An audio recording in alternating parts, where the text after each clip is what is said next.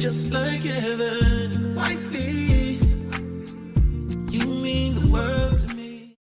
Good evening, everyone, and welcome to episode 11 of Etcetera with the Woodards. I'm your host for the evening, Craig Woodard Sr. I tell you what a Mother's Day weekend we had on Sunday. Happy Mother's Day to all of you who are out there that are moms that play a mom figure.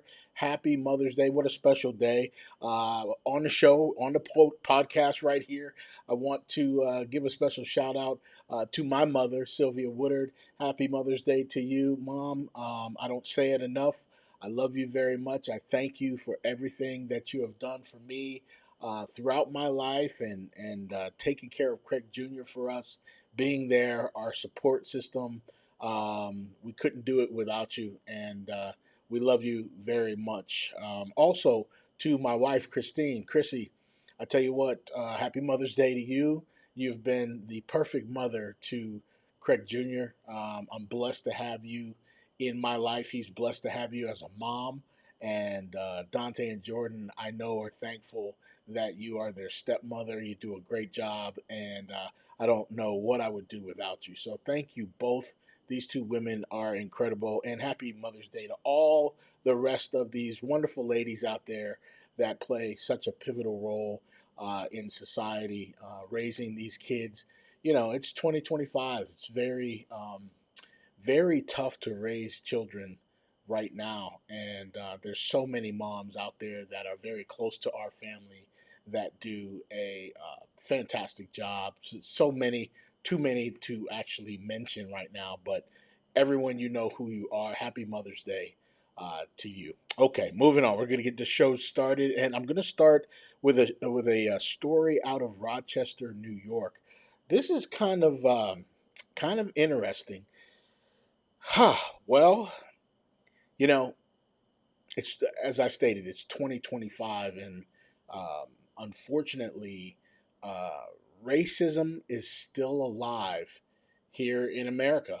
As we know, this is no surprise, but it just seems like some of these stories are becoming um, more frequent, more videotaped, more public, more open, and we hear about them just a lot more. And you would think that something like this would not occur in 2025, but you'd be wrong.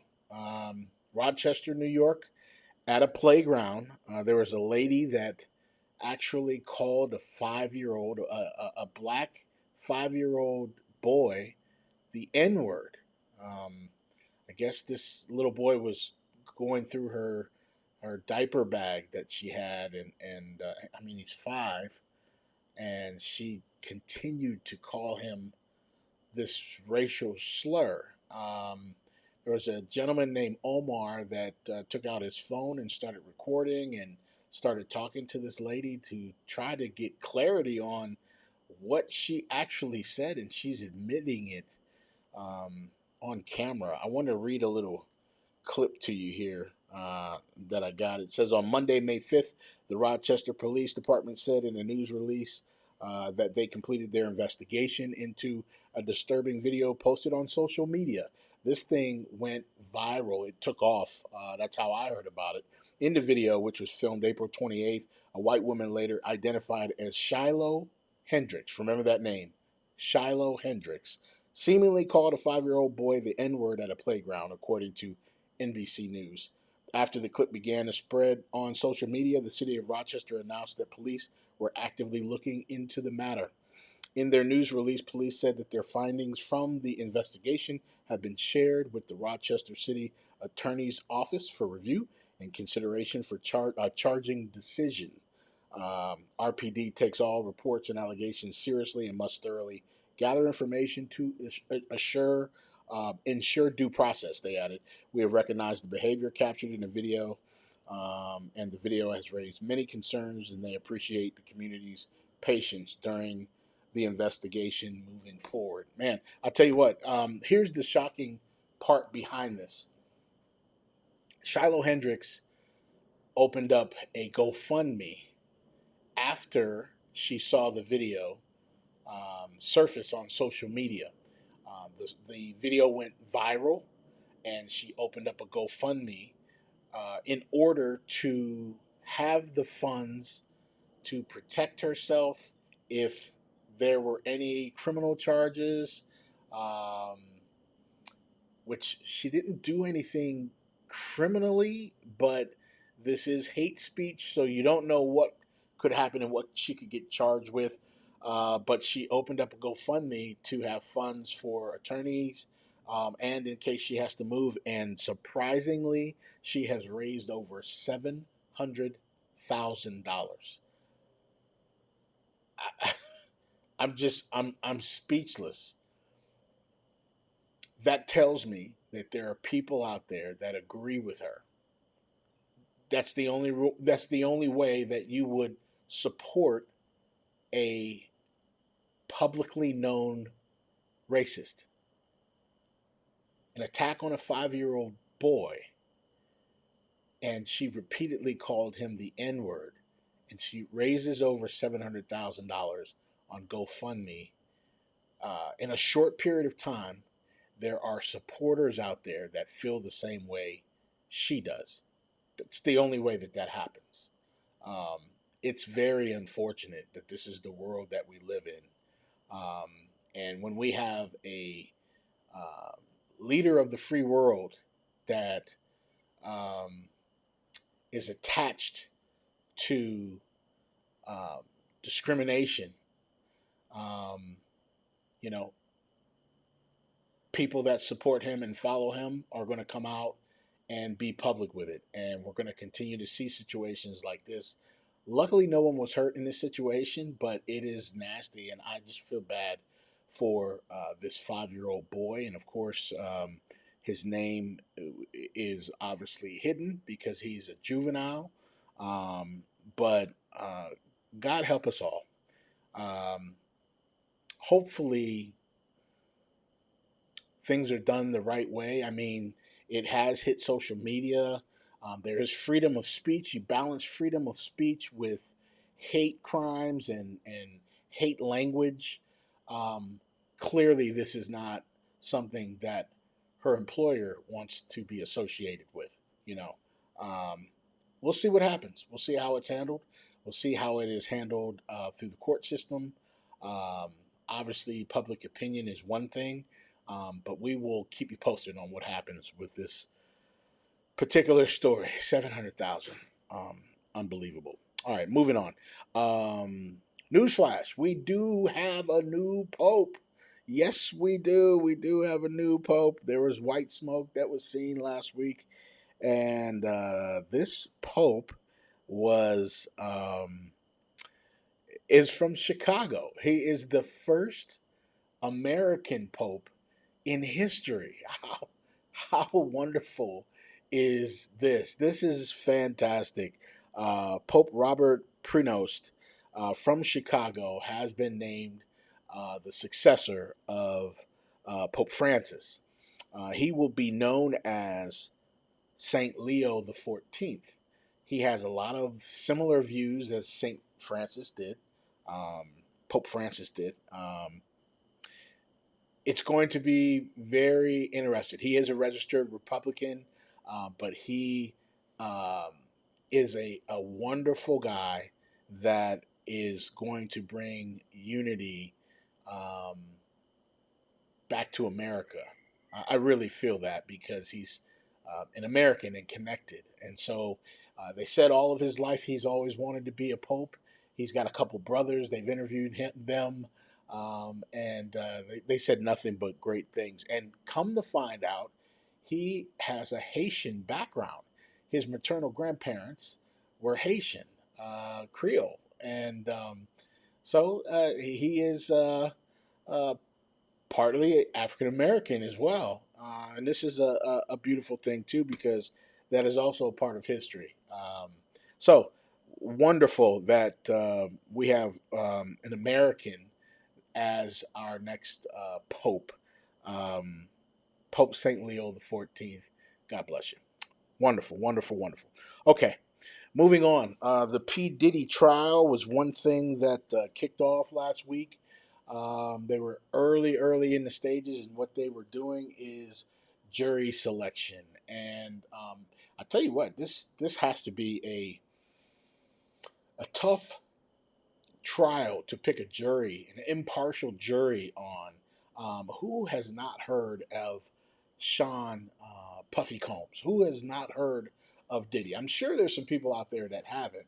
But after the story broke, I mean, who has not heard of that? So to find an impartial jury, that's going to be the tough thing. They were supposed to wrap up Wednesday, got delayed. They were going to wrap up Thursday.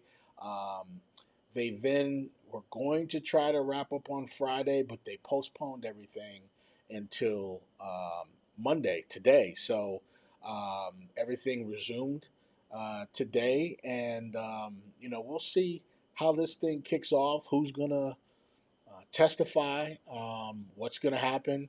This is one of the biggest trials that we've had in the 2000s.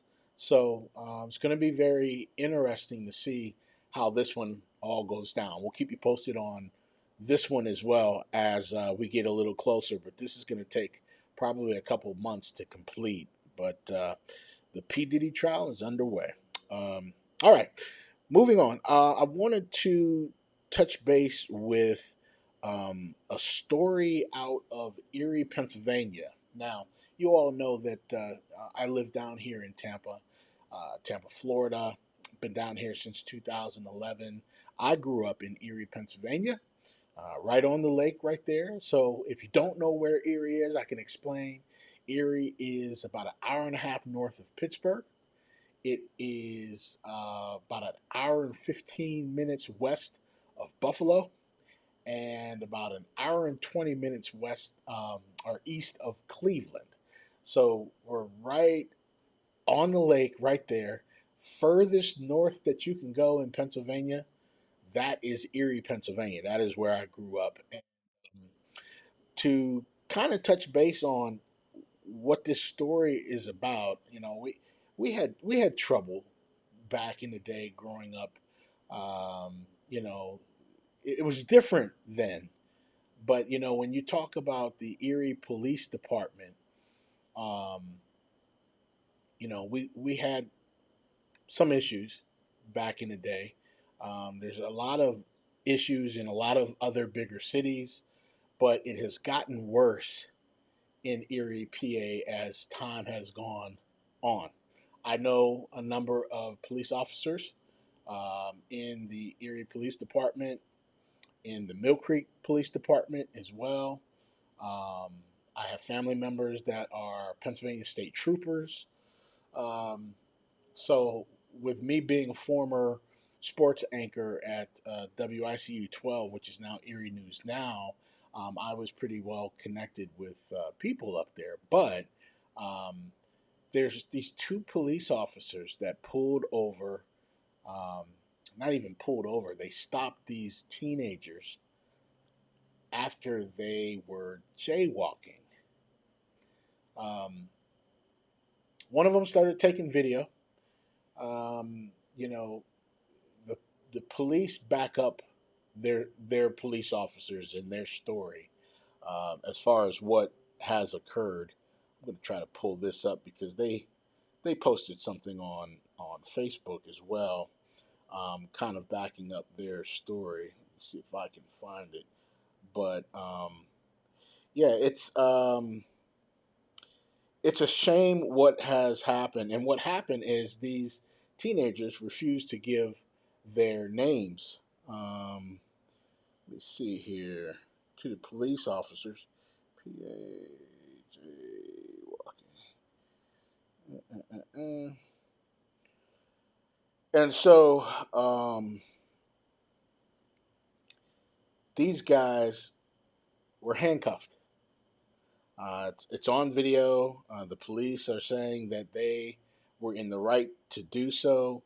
Let me read this for you here, real quick.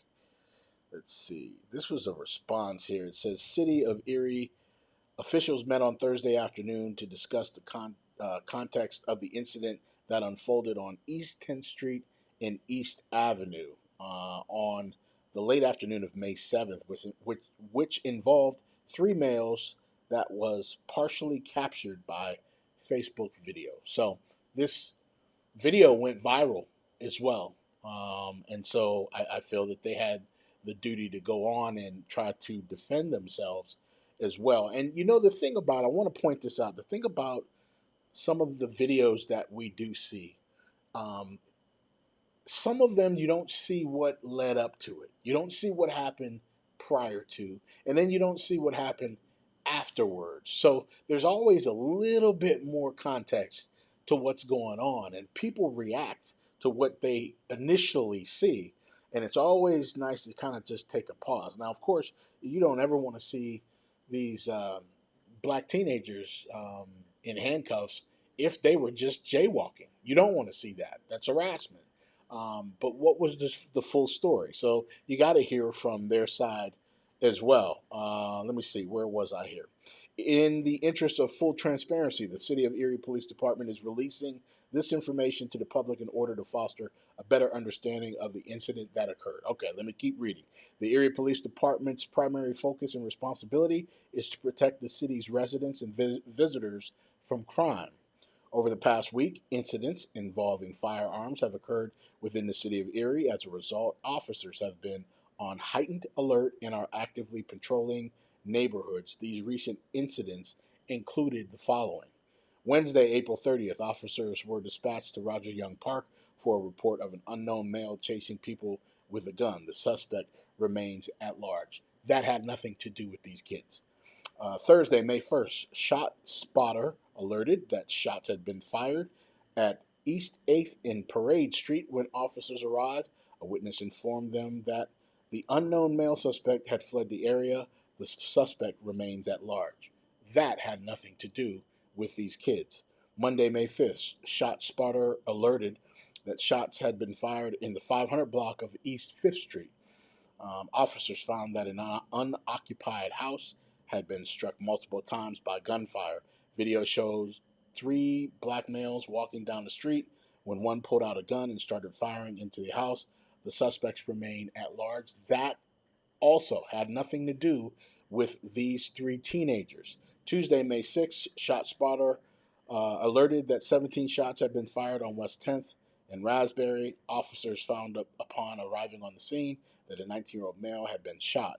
Detectives are investigating. The suspect remained at large. That has nothing to do with it at all. It says, this brings us to the subject incident. All right, listen closely.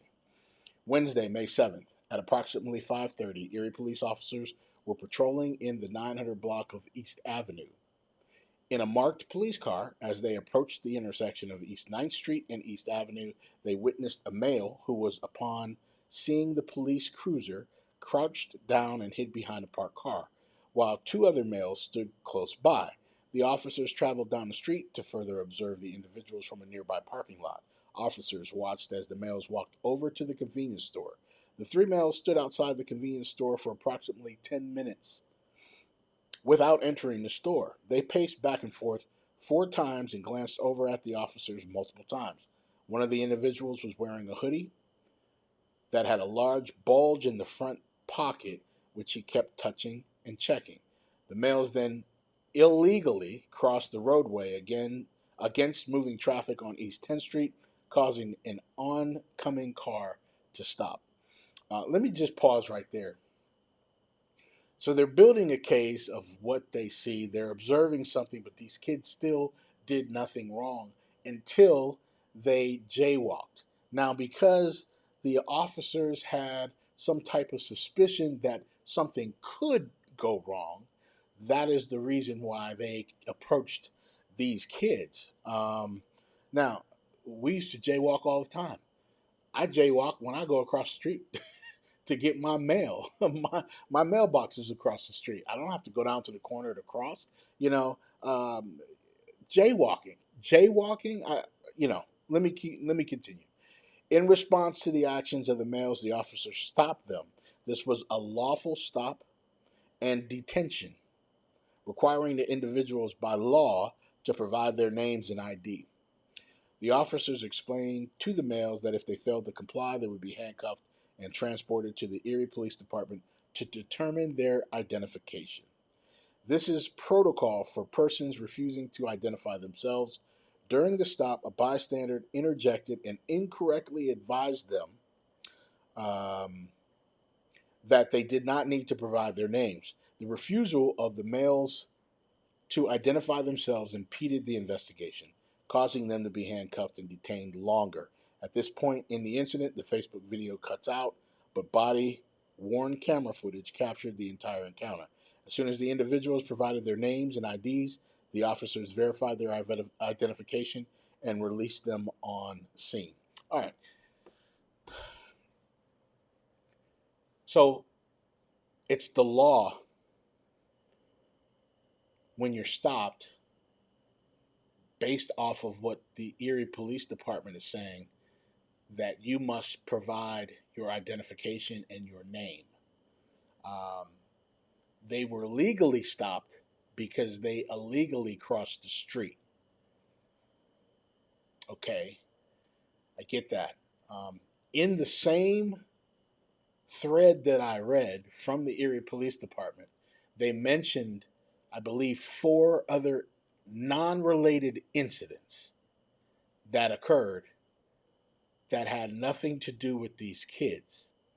And the reason why I say that this had nothing to do with these kids is because they stated after all 4 of those, the suspect remains at large. So they have no idea who was involved in the shootings too, and why they would connect this or possibly connect this with teenagers that didn't do anything wrong except for cross the street illegally, jaywalking. I don't know. I don't know. You know, do they have to provide their name? I guess because they crossed the street illegally, they had to. Um, if if they, I guess another question would be if they crossed at the crosswalk, would the police officers still pull them over and try to ID them? What did IDing them do for the police officers? That's what I don't understand. Um, Now that they see who they are, what did that do? Because the suspects still remain at large in the other ones. Um, so I don't know. I just, when you see something like that in your hometown, um, it hits home a little bit and just makes you wonder. You kind of have to ask the question if that was in Mill Creek and those were white teenagers, would they have been given the same treatment? Would they have been handcuffed? Um, I don't know. It's just amazing to look and see that these things still go on. Hopefully, the full story is resolved here. I'm glad no one was hurt. I'm glad that they finally complied. Um, I guess the only reason why they had to comply is because they were considered crossing the street illegally. But if they crossed the street at the crosswalk and they were pulled over, then based on what the Erie Police Department is saying, it would have been within their rights to refuse giving their name. Food for thought. Okay. All right. Well, that does it for the show. Please follow us at Etcetera with the Woodards on our YouTube channel. This is episode 11 of our podcast, and we're going to keep this thing going. I hope you like the content and the information that we talk about. Please subscribe to our YouTube channel. Please like it, share it, put some comments on there. Let me know what you think about the show. If you have any comments about any of the content that we talk about, let's discuss it. Put it on the in the comments, and we can go back and forth. If there's something interesting, I could bring it up in episode 12 coming up next week. So let me know what's going on. But please take a look at us on our YouTube channel, etc. with the Woodards. Okay, signing off for Christine Woodard. I'm Craig Woodard. Good night.